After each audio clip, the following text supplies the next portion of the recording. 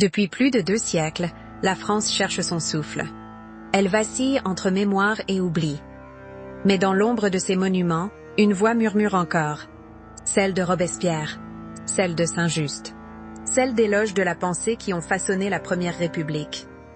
Ces figures emblématiques, bien que souvent controversées, continuent d'inspirer un débat essentiel sur les valeurs qui devraient guider notre République.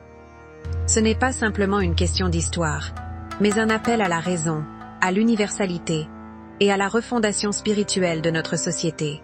La République n'est pas morte, mais elle a perdu son souffle. Ses institutions vivent, mais sa flamme s'éteint. Trop de lois, pas assez d'esprit. Trop de mots, pas assez de sens. Les anciens orateurs parlaient de vertu. Nous parlons de communication. Ils rêvaient d'universalisme. Nous gérons l'opinion. Dans cette cacophonie, nous avons oublié l'essence même de ce qui a fait la grandeur de notre nation. La véritable question est, comment raviver cette flamme? Comment redonner un sens à notre engagement civique et à notre identité collective?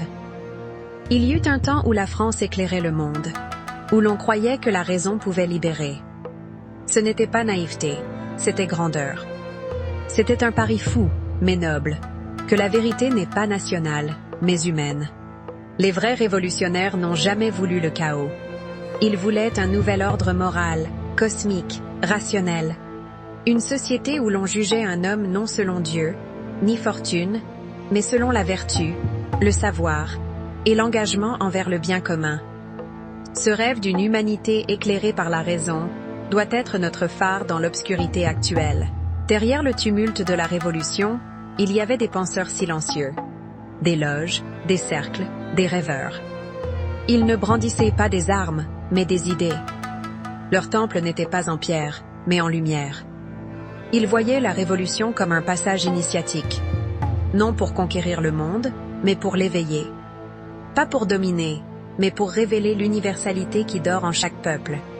Ces sociétés secrètes, souvent mal comprises, ont joué un rôle crucial dans la formation de notre pensée républicaine, et leur héritage mérite d'être redécouvert.